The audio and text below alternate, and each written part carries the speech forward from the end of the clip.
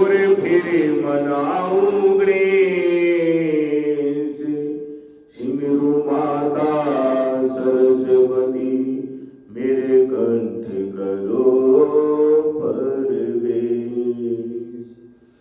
श्रीमन नारायण नारायण नारायण, श्रीमन नारायण नारायण नारायण, श्रीमन नारायण नारायण नारायण, श्रीमन नारायण नारायण नारायण, श्रीमन नारायण नारायण नारायण, श्रीमन नारायण नारायण नारायण, लक्ष्मी नारायण नारायण नारायण, लक्ष्मी नारायण नारायण नारायण। बोली विष्णु भगवान की जय, कार्तिक महात्म की जय, गंगे मैया की जय, तुलसी माता की जय हो। शिव का रूप बनाए करे आया दानव जान, पार्वती तत्क्षण हुई हो गई अंतर्धान। जब शिव का रूप बनाया जलंधर ने, तब पार्वती मां वहीं पर अंतर्ध्यान हो गई। नारद जी बोले कि शिव जी के गण वीर भद्र को गिरा देकर भय से चिल्लाते हुए शिव जी के पास गए। कोलाहल सुनकर शिव जी पैर पर चढ़कर हंसते हुए संग्राम में आए। उनको आते देख उनके गण सिंह गर्जना करते हुए दैत्यों को बाणों की वर्षा करके मारने लगे। जिस प्रकार कहीं किसी से युद्ध हो रहा है, बच्चों की लड़ाई होती है ना, और माता पिता दिख जाए या कोई अपना दिख जाए तो उसमें ना और उत्साह आ जाएगा और वो चिल्लाता हुआ शत्रु की तरफ दौड़ेगा। तो ऐसे ही जैसे ही शंकर भगवान उस युद्ध में आए तो गणों में उत्साह हो गया, साहस आ गया और शेर की तरह गर्जना करते हुए वे सेना की तरफ दौड़े। महादेव जी को देखकर देखते ऐसे भाग गए जैसे कार्तिक वर्ती को देखकर बाप भाग जाते हैं। बोले विष्णु भगवान की जय।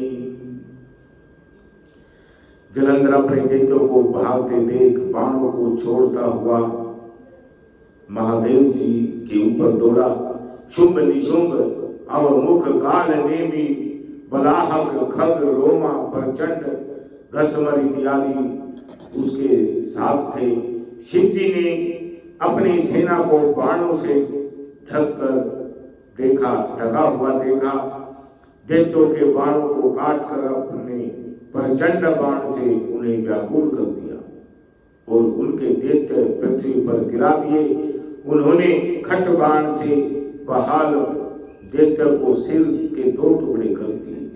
अब घसमर दैत्य था तो घसमर को फांसे में बांधकर भूमि पर मार गिराया। कुछ दैत्य बैल के सींग से मारे गए। शेर असुर ऐसे भागे जैसे सिंह पीड़ित हाथी भागता है।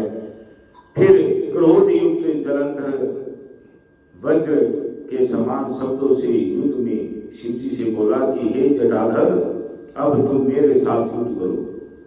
और नारद जी बोले, यह कहकर जलंधर ने महादेव जी पर अपने पहले एक साथ 70 बाणों से फिर अपनी गदा का प्रहार किया। महादेव जी ने हंसकर अपने बाणों से उसके बाणों को काटकर उसकी गदा के टुकड़े टुकड़े कर दिए। फिर क्रोध करके फरसे से खड़ग रोमा का सिर तथा ध्वजा छत्र काट दिए। वह आयुध हीन होकर जब मुष्टि प्रहार करने को बढ़ा तो शिव जी ने बाण मारकर उसको एक कोस हटा दिया जलंधर ने शिव जी को अधिक बली समझकर उनको मोहित करने वाली गंधर्वी माया रची। फिर क्या था कि गंधर्व अप्सराएं गाने और नाचने लगी और मृदंग बजाने लगी। उस आश्चर्य को देखकर महादेव जी नींद से मोहित हो हाथ से गिरते हुए अस्त्रों को भी भूल गए। तब जलंधर ने शुंभ निशुंभ को छोड़ा।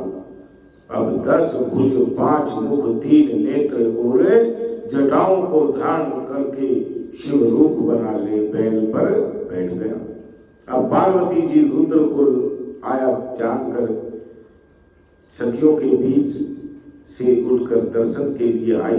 तब उसने सुंदर पार्वती को देखकर अपना वीर्य संकृत हुआ और जड़ हो गया।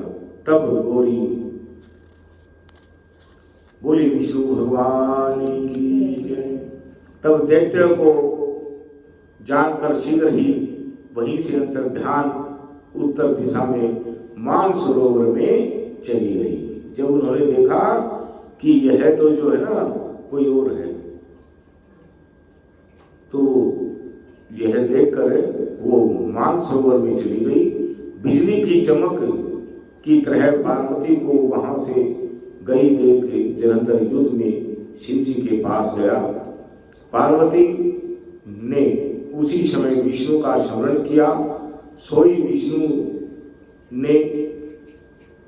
विष्णु ने पास आकर उन्हें दर्शन दिया।